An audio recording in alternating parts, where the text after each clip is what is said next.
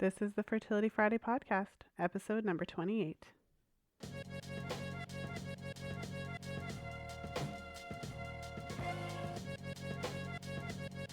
Welcome to the 28th episode of the Fertility Friday podcast. Thank you for joining me today. I'm Lisa from fertilityfriday.com, and this is your source for information about the fertility awareness method and all things fertility. I can hardly believe I've already recorded 28 episodes. So I just want to thank you all for taking the time to listen today. Whatever you're doing, whether you're doing laundry, driving to work, going for a jog, so happy to have the privilege just of being able to talk with you today. I've been getting such positive feedback from these episodes. Many women have reached out to me and also to my guests actually to find more information about fertility awareness and to help in their journey learning how to chart their cycles, and I couldn't be happier that the podcast plays a role in that.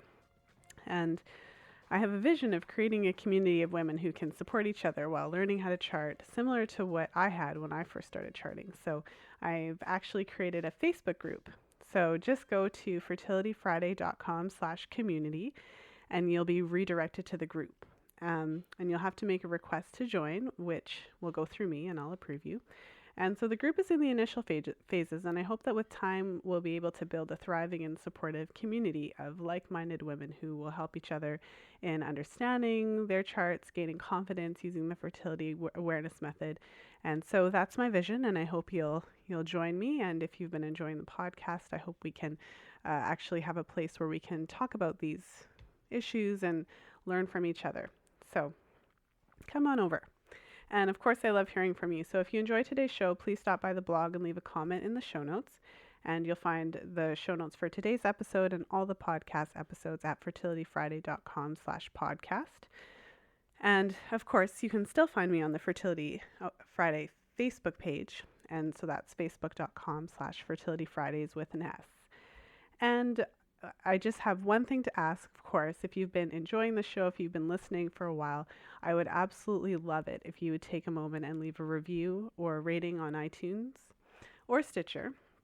Of course, a 5-star review would be awesome, but it would just mean the world to me. It's a way for me to help to get the word out and a way for more women to find this really important information. So yeah, and so today I'm very happy to welcome Franziska Spritzler to the show. Franziska is a registered dietitian who believes in the power of carbohydrate restriction for diabetes, prediabetes, obesity, weight management, and hormonal disorders such as polycystic ovarian syndrome. And she works with clients to improve their health through good nutrition and helping them to achieve a healthy weight, along with improving their overall health and vitality. And in today's show, Franziska and I are going to be talking about weight loss, about the pros and cons of vegetarian and vegan diets. We'll be talking about insulin sensitivity and basically how to control your blood sugar and why that's important whether or not you have diabetes. And we'll also talk about PCOS and what the relationship is between insulin sensitivity and PCOS. So without further ado, welcome to the show, Franziska. Thanks so much, Lisa. I'm so happy to be here. Oh, thanks so much for coming on the show. So I did give you a bit of an introduction, but it was a bit brief. And so I'd love for you to tell the listeners a little bit more about your background and what actually brought you into the field of nutrition.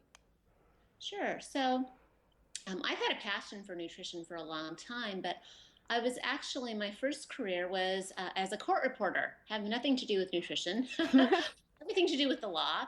But it was something I'd been doing it for about 10 years, and I knew I didn't have a passion for it. I didn't want to do it the rest of my life. And I had a very supportive husband who understood how much I loved nutrition and felt that it could help people manage many diseases throughout different stages of their life. So he supported me to go back to school and get my degree in nutrition. And at the time, I was kind of following a low-fat kind of, I would call it a pescatarian diet, where I ate fish, but primarily vegetarian sources, no meat, and a pretty high carbohydrate diet. And I did this for a while, and Aside from getting hungry quite often, I didn't notice any other problems until in 2011, we had life insurance labs done, and my blood glucose, some of my blood glucose values were flagged as being elevated. And I was very surprised,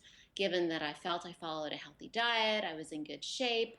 I was by that point in my mid 40s, and I started doing some investigating and found that my blood sugar values indeed were going up very high after I ate. They were fine first thing in the morning. It wouldn't have been caught on a normal blood test, but it was caught on these life insurance labs. And I started investigating how to control blood sugar elevations with diet, and it led me to carbohydrate restriction. And it's done primarily in people with diabetes, which I fortunately did not end up developing, but I have that in my family, and it could have, had I not addressed it, grown into diabetes. So I became an advocate for carbohydrate restriction for diabetes, and found that it actually works for a lot of other disorders as well. But that's how I came to nutrition in general, and then went on to um, really become involved in carbohydrate restriction. Mm-hmm. Well, one of the things that I've talked about when I've done different interviews with actually a few different people in different fields is kind of that whole vegetarian vegan thing and how that relates to fertility. And so there's so many different opinions out there. I've had a lot of really interesting comments on some of the blog posts that I've written about vegetarian and vegan diets and their potential relation to fertility. But I'd love to hear more about, I guess, your experience with that diet, because you said it was kind of pescatarian, vegetarian, and I guess what that was like and why you ended up transitioning to a different type of diet. Yeah, I actually, before I went back to school to be a dietitian, I spent 1 year as a vegan. I will say that was the most difficult year of my life. It's a very restrictive diet. You can, um, I honestly don't think it's the most optimal way for anyone to eat, but it can be done if you're very careful to supplement and you combine proteins and make sure you're doing a lot of whole foods.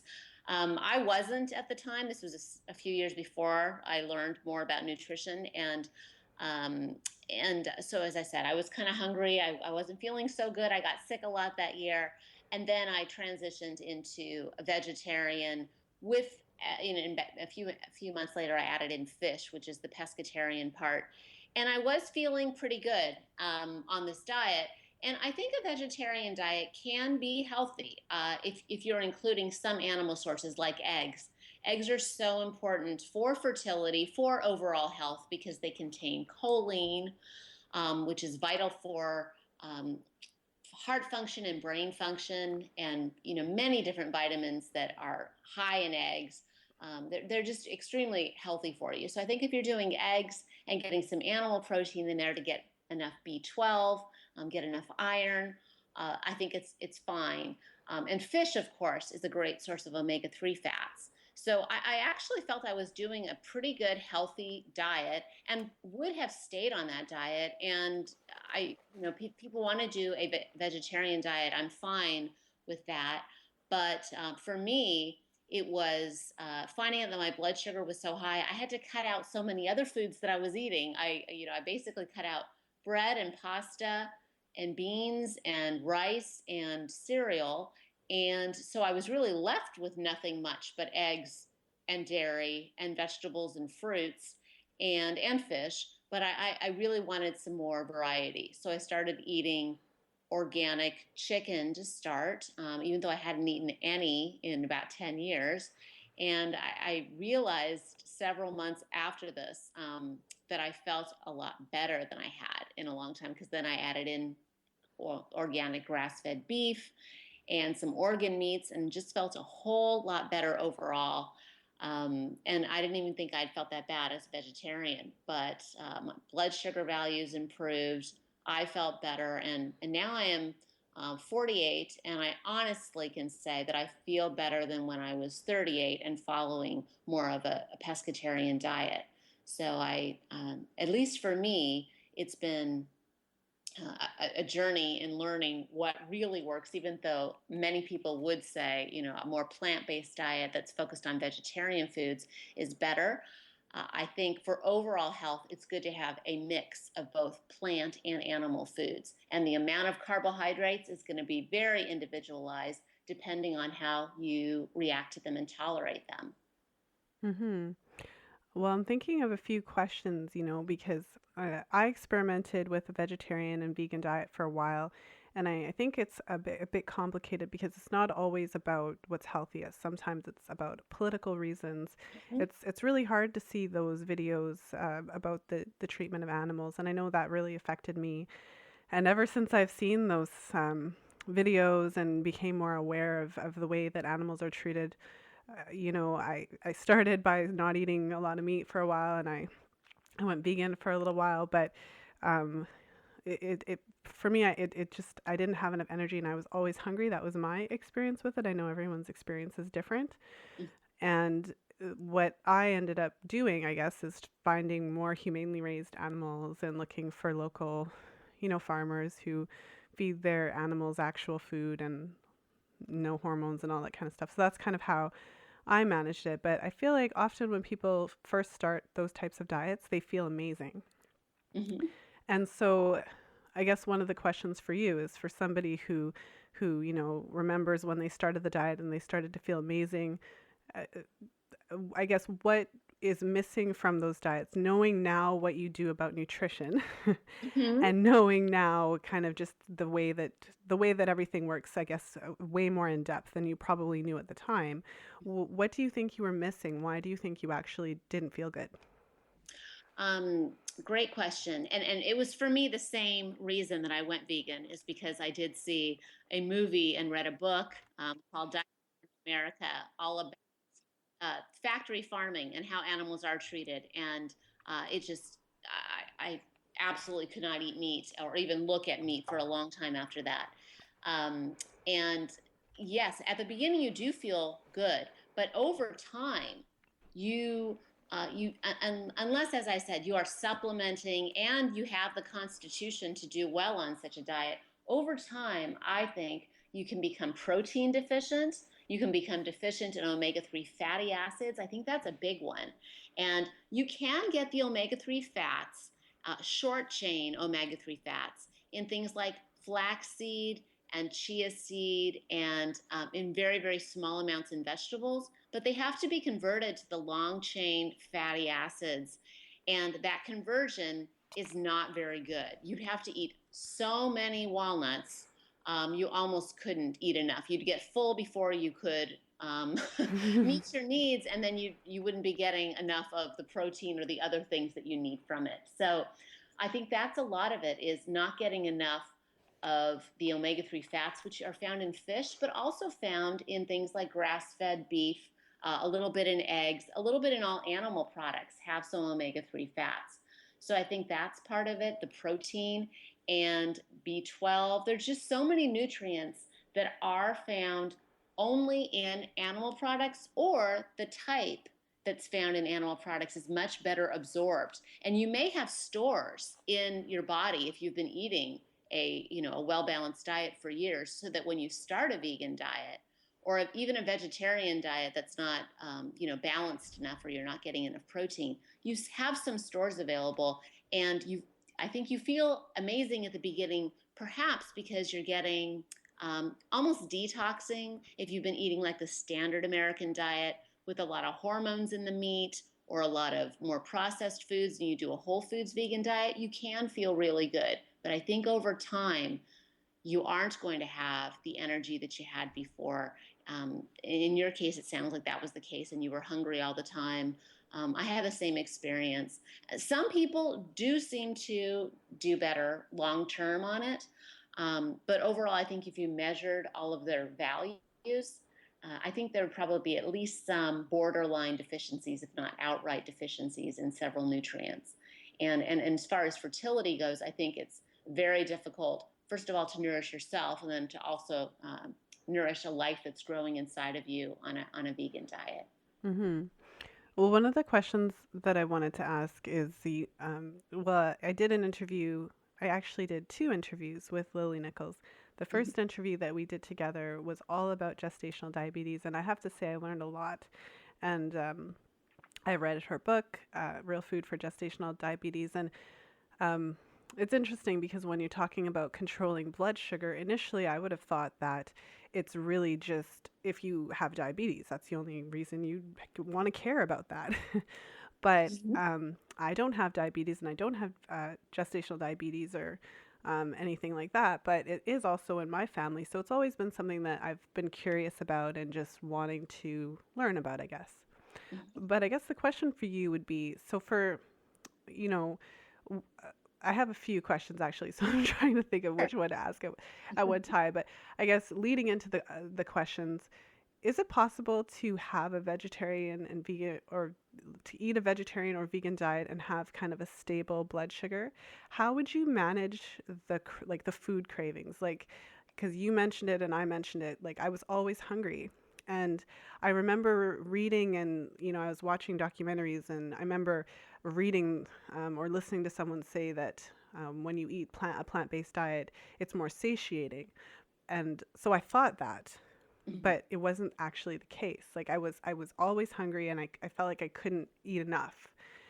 So is it possible to kind of manage those cravings on that type of diet, or what are your thoughts on that? It's again, I think it's individual. Some people, I actually know a man who lost 100 pounds on a vegan diet. He had diabetes, he had type 2 diabetes pretty severely. He wasn't quite on insulin, but he was going in that direction. And he went on a plant based diet, lost 100 pounds. His blood sugar was controlled. He ate, often during the day, but he was eating a lot of vegetables and plant foods. And for him, he was a tall guy and a big guy. I think eating that much food still allowed him to maintain decent blood sugars because most of his diabetes was related to that excess weight and having so much insulin circulating in his system. And once he dropped the weight, it was better. I would say for most people with diabetes, it would be difficult to control blood sugar on a vegan diet because the sources of protein are usually you combine different kinds of protein to make sure you're getting all of the amino acids. So you would combine something like a tortilla, which is wheat, with beans or another legume like peanut butter and bread, something like that. You're going to be getting a decent amount of carbohydrates. And it's, I think, difficult to control blood sugar levels when you have that amount of carbs.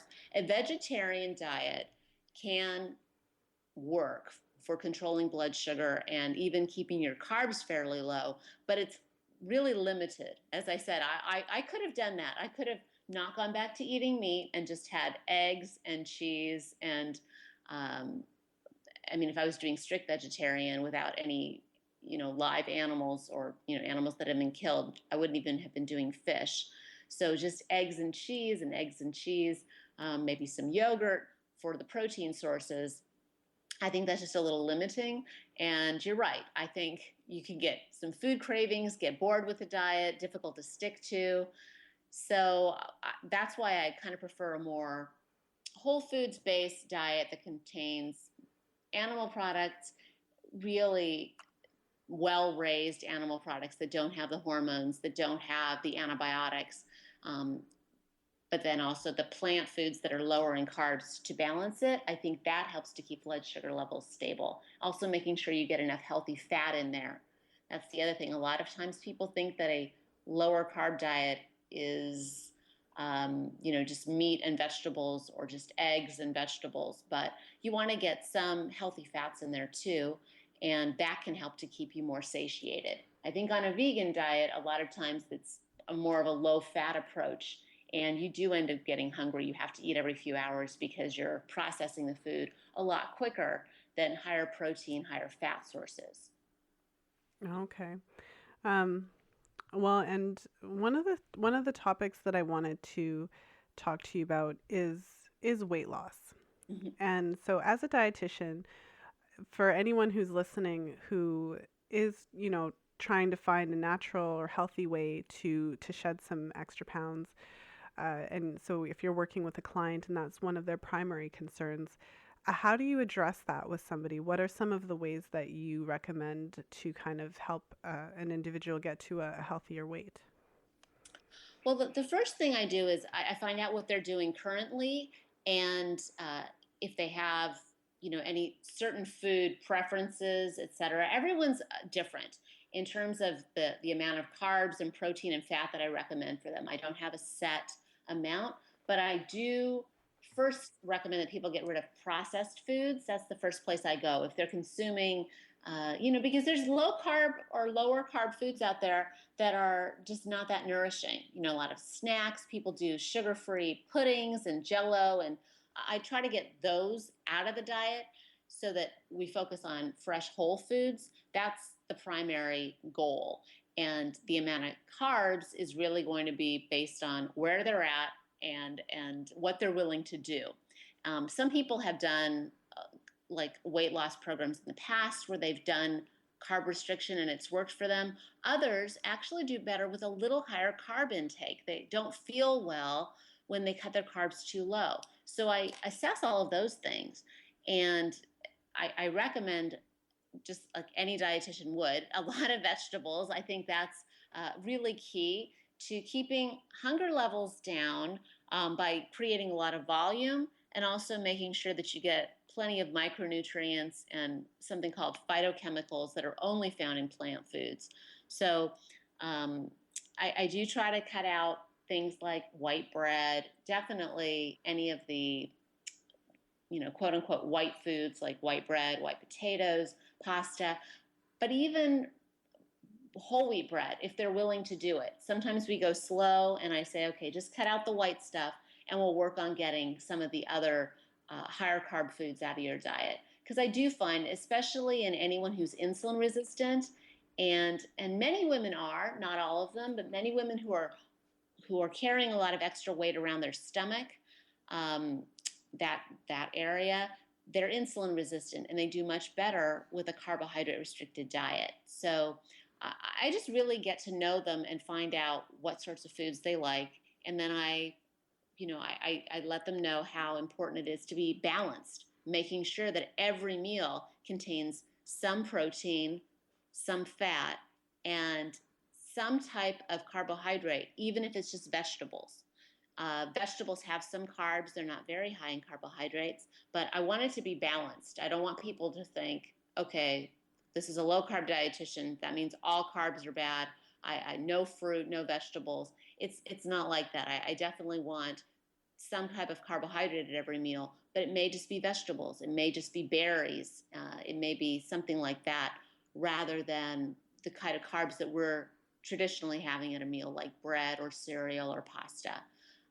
But as I said, in some people who really want to go slow, we'll just get rid of the processed things first and work down from there. But that would always be the most important thing, is to try to focus on whole foods, and then we just take it person by person. Oh, okay.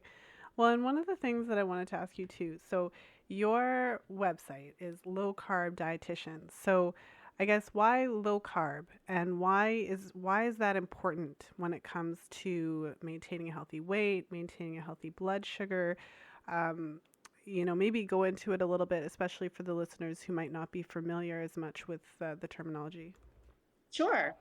So carbohydrates are an energy source, but they're, technically, we don't need any carbohydrates in our diet. Our body can produce um, blood glucose from uh, other sources like protein and fatty acids in our body.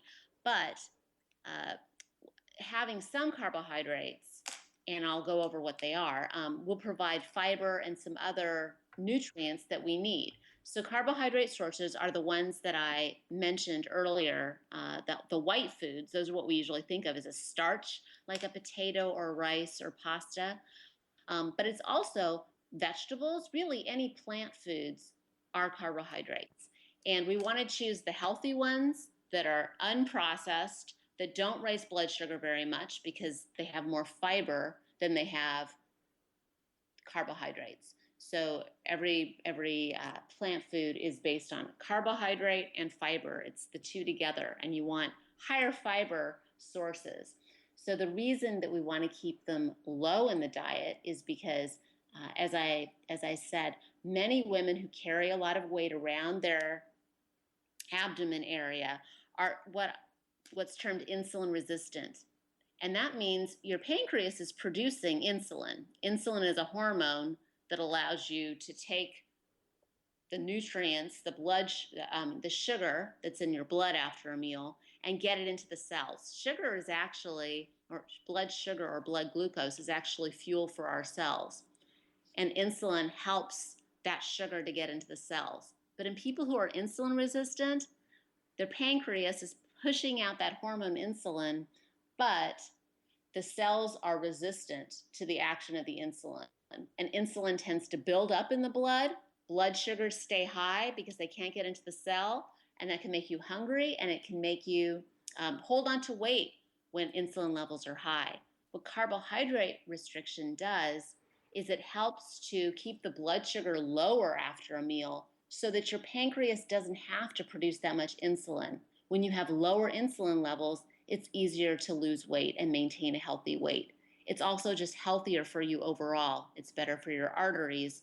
It's better for your blood pressure, in addition to helping you to maintain a healthy weight.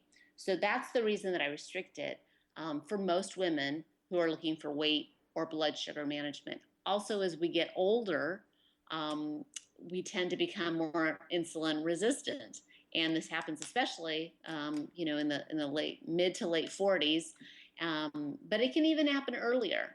And people who have polycystic ovary syndrome, which is a leading cause of infertility, they have insulin resistance as well.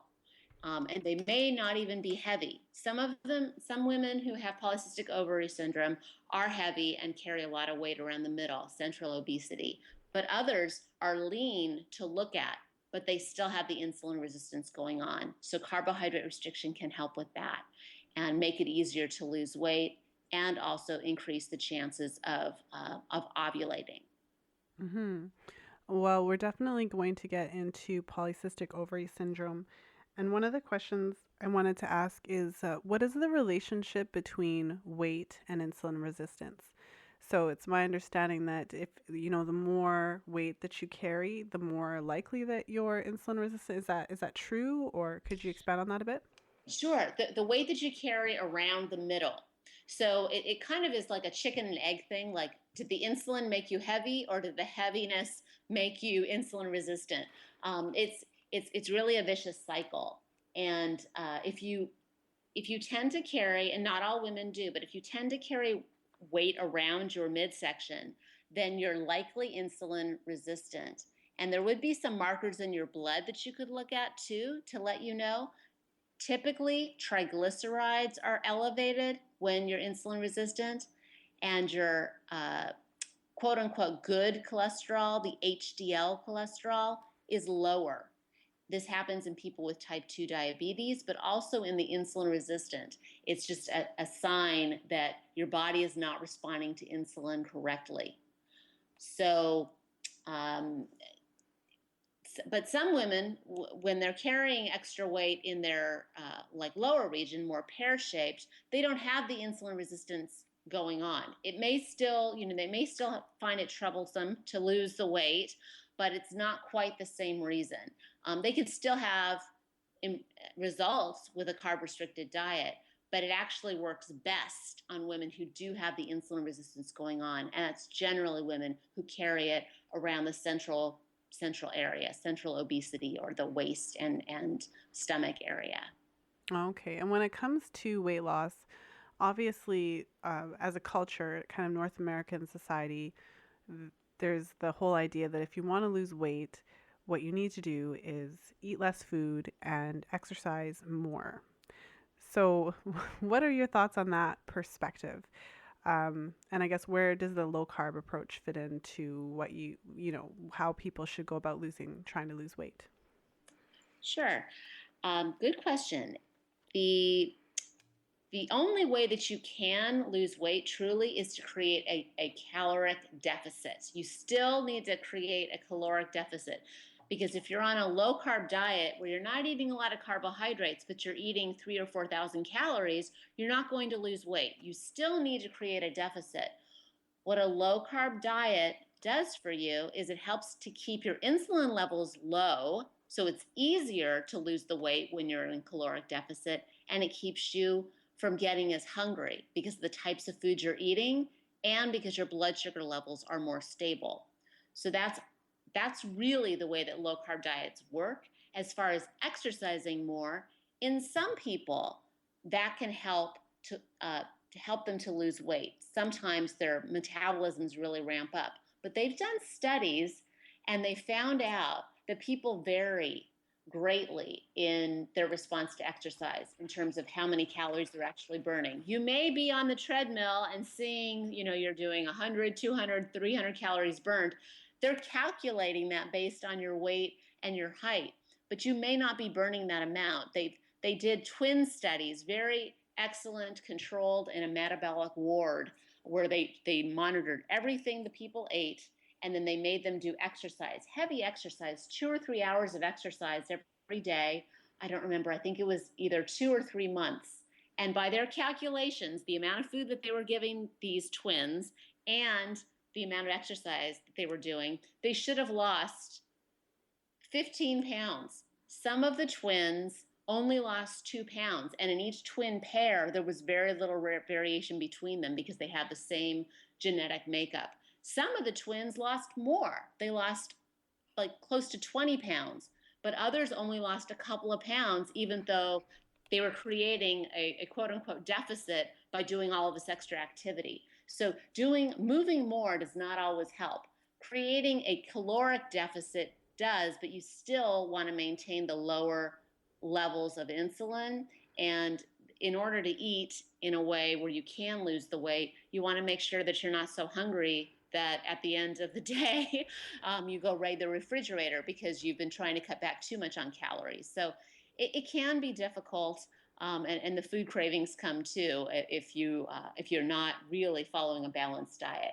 I find that with carbohydrate restriction, it really does help to keep cravings down. You feel full because you're eating more protein and fat. You're still getting some carbohydrates in the form of vegetables and fruits, but not a lot. And that helps to keep blood sugar levels more stable, which keeps insulin levels down, which helps to facilitate weight loss and keep your appetite in check. So that's why I think carb restriction works so well. I've seen it work really well with a lot of my patients. Mm-hmm. Well, and whenever people are talking about weight loss, it always kind of comes back to that concept of dieting. Mhm. And, over the years, of course, I'm sure that we all can relate to have it either being ourselves trying to lose weight or having friends that are trying to lose weight. So whether it's like, oh, I'm getting married and I need to fit into the wedding dress, or I'm going on vacation and we got to have my beach body ready, or I just had a baby and I need to lose the baby weight.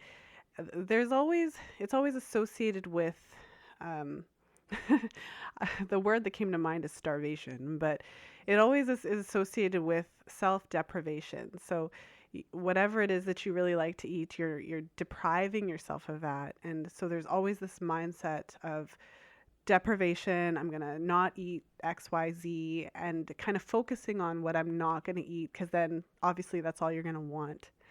So Right. when you're working with clients, because I feel like one of the things that I've talked about a lot on the podcast, and one of the things that I believe kind of shifting this mindset has really made a difference in my life, but shifting from thinking of food as fuel. And I think personally, I think counting calories is kind of a dangerous road to go down, because then you're not really thinking about what's in the food. You're thinking about a number. Right. And one of the things that I focused on so much in the podcast is food as nutrition and thinking of nourishing your body and kind of trying to eat nutrient dense foods and focusing on what is healthiest for your body, especially for women that are trying to get pregnant, trying to resolve their menstrual related issues if they're having any type of fertility issues, focusing on nourishing your body.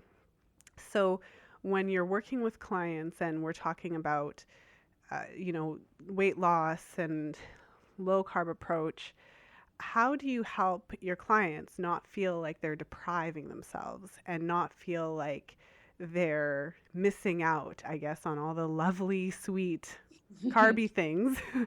that they usually eat? Yes. The great thing about low carb is that, first of all, a lot of the foods that people have been staying away from for so long because they think they're fattening, they can have more of. So things like avocado, which people think they're so high in calories, they're fairly high in calories, but they're also high in healthy fat, potassium, and fiber. They're so nourishing and they're so delicious. So those types of foods, nuts, cheese, maybe some foods that people have been really restricting, they can eat larger quantities of now, which they like. And the other great thing is, I'm not one of them, but there are many, many low carb culinary geniuses out there who have come up with all kinds of ways to prepare vegetables and other foods that mimic your low carb favorites. So there's things like, if you like mashed potatoes, you can do a cauliflower mash with some cream and butter in there. And yes, those are high in calories, but you don't need that much of it to feel full. And you're also getting a lot of the fiber and nutrients in the cauliflower. There's also people who develop desserts that are made with natural sweeteners like stevia, that rival the types of desserts that you can eat if you go to Cheesecake Factory. I mean, it's amazing what people can do and keep them low carb because you're using the whole milk version or the whole cream version of whatever it is. It's very satisfying, satiating, and nourishing, yet it keeps the carb level low. Now, does it taste exactly the same? Not always, but it's, I think, close enough and rich enough that most people will feel pretty satisfied and not feel like they're starving, not feel like they're deprived and giving up anything. There's a few things that there is no substitute for, like a baked potato. There's no way to really do a low carb baked potato, or if there is, I haven't found it. But there's so many other things you can do. You can make zucchini noodles, but there's also something called shirataki noodles that are it's a fibrous plant that's grown in the Orient, and they are cut into very, very thin slices so that they mimic fettuccine. You can make fettuccine Alfredo with them. You can make um, the type of noodles that you get in a Chinese restaurant with them. It's pretty amazing, and they're essentially carb free. They're just a little bit of fiber and no other carbs, and they're fantastic. So there are a lot of things you can do on a low carb diet so you're not deprived, and that's another benefit, I think, is you really will not go hungry on a low carb diet, and you'll get to eat a lot of rich and healthy, nourishing foods that also taste great. I think that's so important because whenever a friend of mine or a colleague or whoever it is telling me, or I'm going, on a diet, I'm trying to lose some weight, and then it's, the list of all the things I'm not going to eat.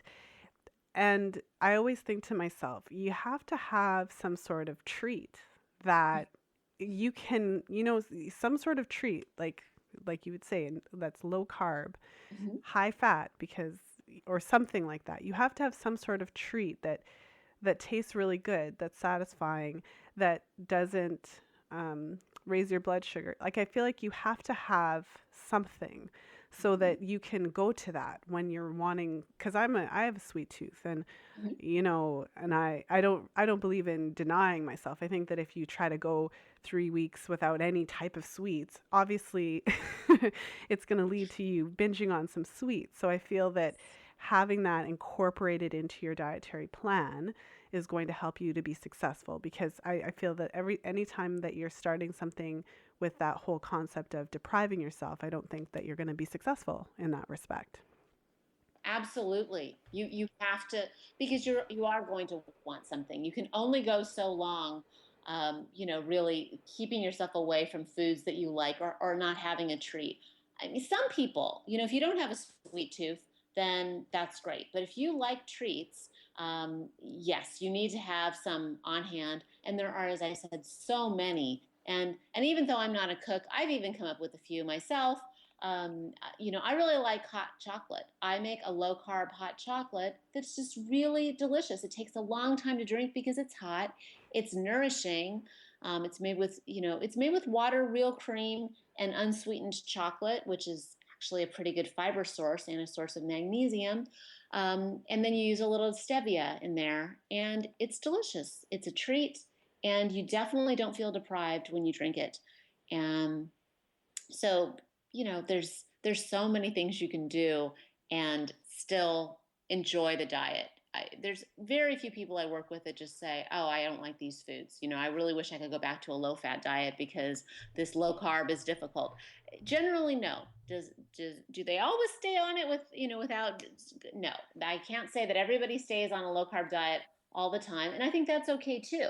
If you slip up every once in a while, or if you're going to a special restaurant and there's a dish you really, really like, give yourself permission to have it, this one time, and then get back on track with low carb the next day.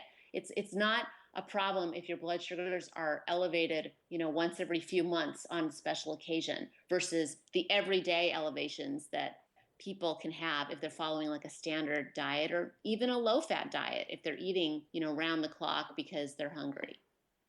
Yeah, I think that's good advice. I think moderation is key, because the other thing too is when you see people kind of go on a diet, for a purpose, like I want to lose weight for this vacation, or I want to lose weight for this event, or whatever it is.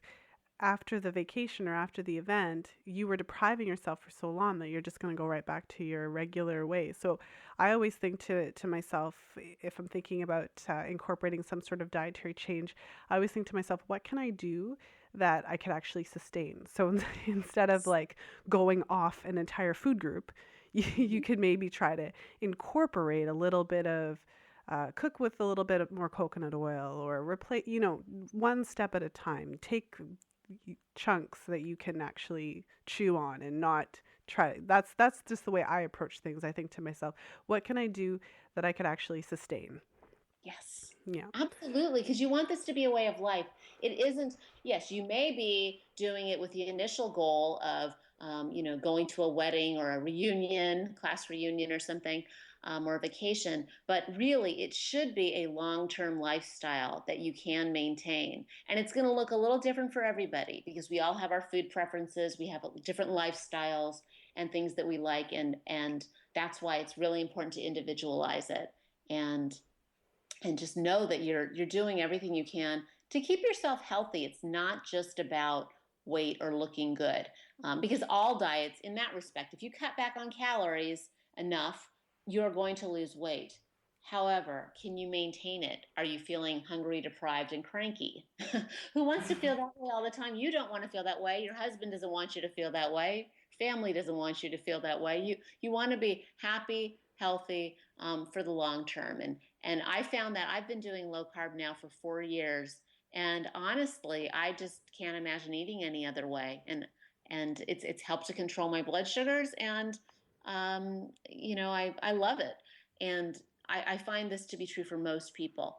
If it doesn't work for you, then there's things you can do to adjust. If you really can't do a total low carb diet, you can do a lower carb diet. That's still going to be beneficial. And I just don't think people should be comparing, like if somebody does very well on a very low carb diet, but you don't feel that good, or you, for whatever reason, it just isn't working for you, it can always be adjusted to something that does work for you. Mm-hmm. Well, I'd love to switch gears a little bit and talk Yeah. a little bit about PCOS and um, how women can control that, or at least to a better degree with diet. So, what is PCOS? I guess to start. Okay, so PCOS stands for polycystic ovary syndrome. Some people say polycystic ovarian syndrome, but it's the same thing. It's a very common uh, reason for infertility, and it happens to women in reproductive age. And what ends up happening is instead of ovulating normally every month you release an egg from one of your ovaries. There's not enough of the follicle stimulating hormone FSH, and there's too much of the luteinizing hormone, which is LH. And what that does is it creates a cyst in that follicle rather than releasing an egg. And over time, you develop more and more cysts. You're not releasing eggs, you're not ovulating, and your ovaries start to produce more testosterone. Now, in some women, that can have some really distressing symptoms, masculinization, like hair on your face and different parts of your body, but losing hair on your head, a deeper voice, and acne. Um, with your period, you may be skipping periods or having extremely heavy periods. Just the typical symptoms of not ovulating. It is related to obesity. A lot of women who have PCOS are overweight or obese, but not all of them. But if they truly have PCOS, they have that insulin resistance going on, whether they're overweight or not. And that's why carbohydrate restriction is so ideal for these women. There haven't been a lot of studies done on PCOS with low carb diets. I did a blog post a few months ago, and the diets they were calling quote unquote low carb were really not that low in carbs. And actually, they would do a low fat diet and a low carb diet together, and they were very similar in their carb intake and their fat intake. It didn't make such a difference. I'm proposing a lower carb intake, quite a bit lower.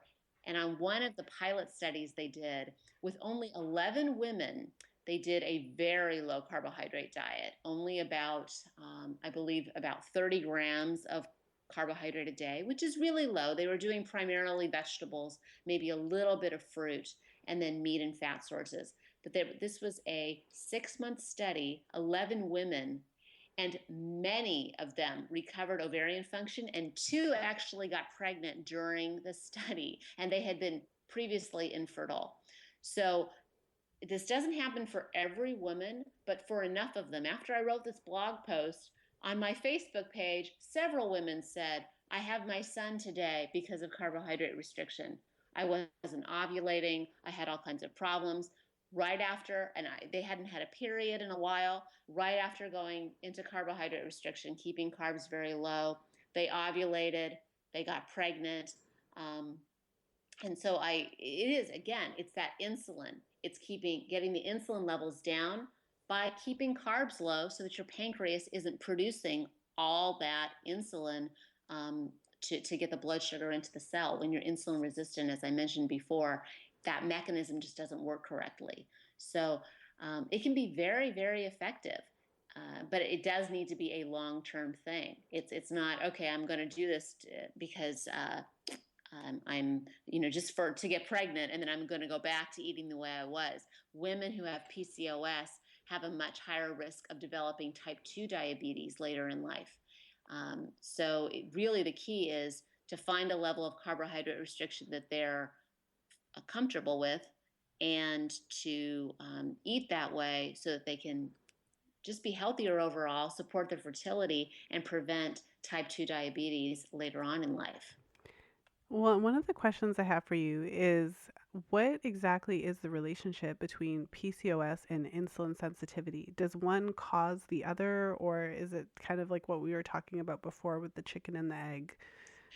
It's kind of the chicken and the egg, although, as I said, in this case, it's a little bit different because women don't have to necessarily be overweight. And some women don't have any signs of PCOS. They don't know they have it until they try to get pregnant, and then they go into the doctor and find out that they have these cysts on their ovaries, and they're not releasing the eggs. Um, so most women, though, who have PCOS, they're um, they're likely to have what's called metabolic syndrome, which I kind of alluded to before, the hallmark of metabolic syndrome is insulin resistance, but it's also that abdominal obesity. It often also affects blood pressure control. You'll have high blood pressure, and sometimes high blood sugar, even if you don't have diabetes.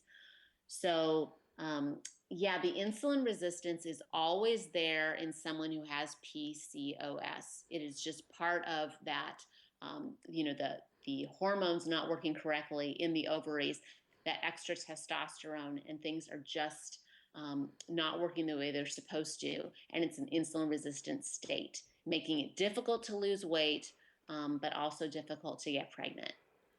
And so, what would you say is the cause? Because um, if eating a low carbohydrate diet or using carbohydrate restriction can actually kind of reverse some of these effects, would you say that kind of the way that because the way that we eat, so I've been, for example, like I've been trying to kind of focus on, stabilizing blood sugar, making sure to combine, vegetables, healthy fat, and protein, at breakfast, lunch, and dinner.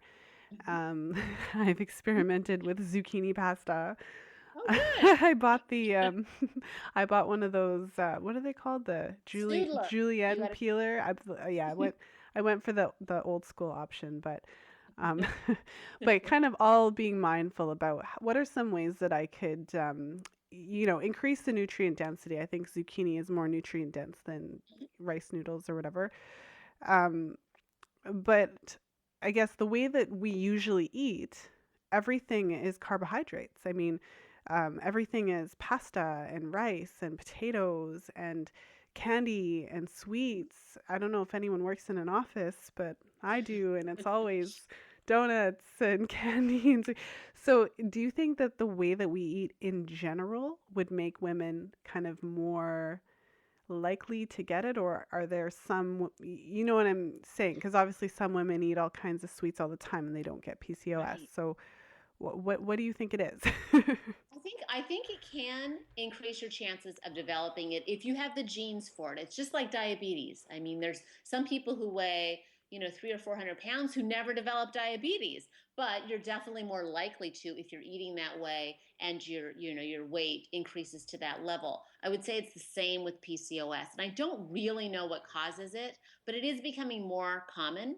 So just like diabetes, it may be related. A lot of people think diabetes is related to chemicals um, that we eat, and that makes sense to me.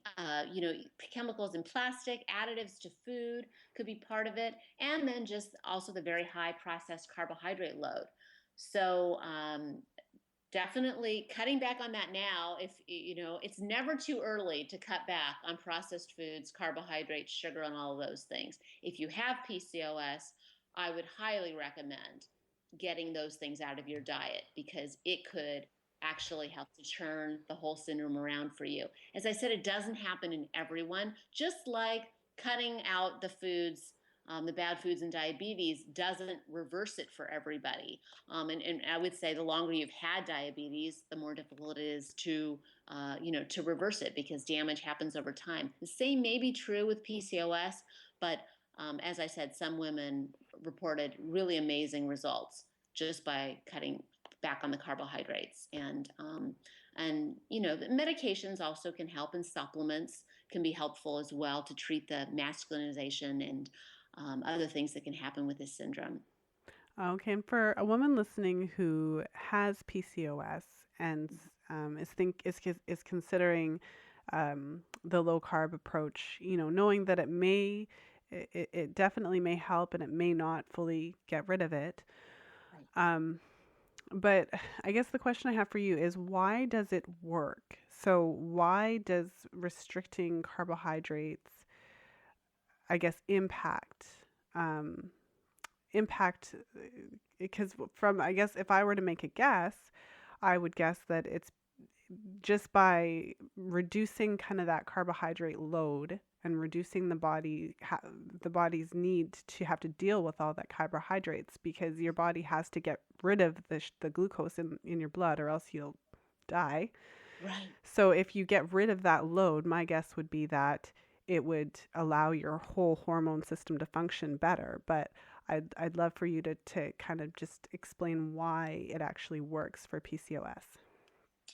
Um, yeah, as I said, there's not a ton of research on it, and I really think it's an avenue that needs to be explored more. I think what they have said is losing weight can help.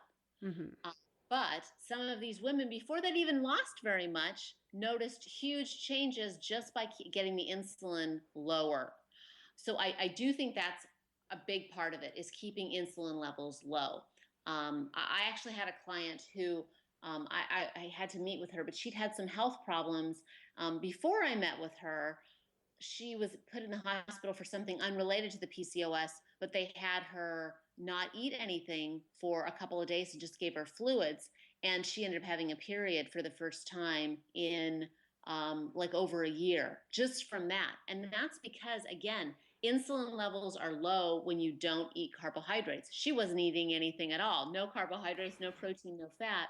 That keeps your insulin levels low, but also just cutting back on the carbohydrate. So I really think it's again related to the whole insulin resistance. The insulin resistance ends up impacting the other hormones in your body, the male and the female hormones. And I think that once the insulin levels are down, everything starts to work normally again, or it's on the road to working normally. Things start to function that haven't been. So I think it's amazing. And just the fact that there was such an amazing improvement in that one study that I told you about, where two of the 11 women, that's almost 20% of the participants got pregnant who hadn't been able to before.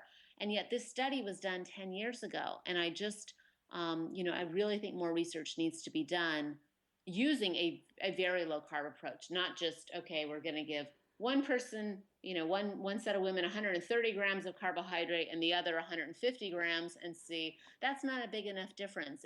Both women are probably going to have the same experience. Let's do like a 50 gram, which was, or less, which was the case in that one study. So I think you need to probably go, if you have PCOS and you're having fertility problems related to the insulin resistance, you probably have to go pretty low to get those results. But there's probably still some person to person intervariation in depending on the level of carb restriction you need. Mm-hmm. Yeah, I think that's really good advice. I think it's important to know that because there's always the traditional medical approach that's always an option. And so I always think that it's a good idea if you're open to it and if it's something that you're interested in or concerned about, that you look towards a kind of a natural approach first to give your body the opportunity to kind of heal and reset itself if you're able to do that. Absolutely. And so to kind of wrap up today, I just have a few final questions for you. But the first one is, so if you had a magic wand and you could just erase, one myth about nutrition, I guess the one that bugs you the most, which, which myth about nutrition and diet drives you particularly crazy? That eating high fat foods makes you fat. That really is a big one for me. Even and a lot of my dietitian friends feel this way. I had a friend stay over, and I was making lunch and I wanted to give her half an avocado, and she said, "Oh my goodness, no, that's just too much fat." And I said, "But it's good for you. It'll keep you full for a long time." And she would only do like the quarter of an avocado. It wasn't even a big avocado.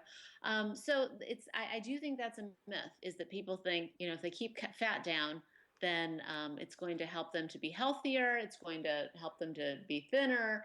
But that's just not the case. I'm not saying that we need to eat, 80% of our calories as fat, because that would be too much. But really, to embrace fat and realize that it is a healthy thing. And the reason that we like it, and the reason that babies need full fat milk for the first couple years, is because it's really vital for brain development and just for overall satiation and health. Okay. And if for someone who is really interested in losing weight, they're thinking about everything we've talked about today, and that's exactly what they're trying to do. I guess what would be one or two action steps? Like what would you suggest that person kind of do or start incorporating into their lives today to work towards losing some weight? Okay, so um, definitely get the processed stuff out. All the processed things. Also, if you're juicing, that's something I didn't talk about, but for people who drink a lot of fruit juice, or blend their own juices, vegetables and fruits together, that's giving you a lot of sugar. It may be natural sugar, but just too much sugar and it's in a liquid form, so it hits your bloodstream really quickly, and the blood sugar shoots up and the insulin levels shoot up. So I would say eat your fruits and vegetables. You can still have the fruit, but eat it whole. Do not juice. Um, and I would also say try not to snack, or if you're going to snack, make sure it's a low carb snack like um, nuts or a piece of cheese. I wouldn't eat fruit by itself. That's the other thing. For anybody who has blood sugar issues, eating a piece of fruit by itself is going to increase blood sugar levels. I would recommend, if you're going to do fruit, maybe do a small apple with some almond butter on it, so you're getting some fat and protein in there to modulate the blood sugar rise that you're going to get after eating the apple.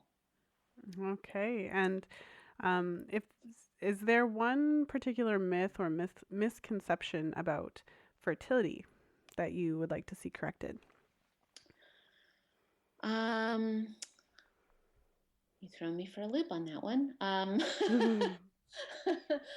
Um, maybe what we talked about earlier, that doing like what someone might think is a clean diet that's like more vegetable based, like a vegan diet or a raw diet, is going to be healthier for you and give you a better support for your child. I would say that's a huge myth, and that you really do want to include some animal foods if you want to have a healthy pregnancy, a healthy baby, and making sure that it's balanced. So, and I would say that a raw food definitely, or even a vegan diet, is really not going to be well balanced, and it's going to lack some of the nutrition that you need. So you can still have a very healthy whole food based diet that contains animal products. It's still healthy. It's still clean eating. Okay. And how can our listeners get in touch with you? You could tell them where they can go to read your blog and find out more about the work that you're doing, or even work with you if they happen to live in the same area. You live in. I'm in Huntington Beach, California, but I actually work with people all over the country and even in other countries via Skype. So I will work with people wherever they are. But my website is lowcarbdietitian.com. It's all one word. www.lowcarbdietitian.com. There is a contact form there. I also didn't mention this, but I wrote a book earlier this year, and there's information about my book on the website too. It's called The Low Carb Dietitian's Guide to Health and Beauty. And I talk about PCOS and diabetes and weight management, but overall, just creating a healthy whole foods way of eating that's also low carb, that can be done from really however old you are, in your teens all the way up to your retirement years, and how it can really be sustainable and a very healthy way to go. So I have lots of articles on my blog that you can read as well. And yeah, I would love to hear from anybody listening who would either like to work with me or just has a question. I'm very open to just answering questions or giving you more information if there's something you're looking for. Okay, perfect. Well, Franziska, thank you so much for being here today and being so generous with your time. I really enjoyed our conversation. I think the listeners are going to get a lot out of it, especially if they're looking to lose some weight or just to kind of improve their diet overall. So thanks again. Thank you so much, Lisa. I really enjoyed it. And take care and best of luck to you with everything. Well, thank you.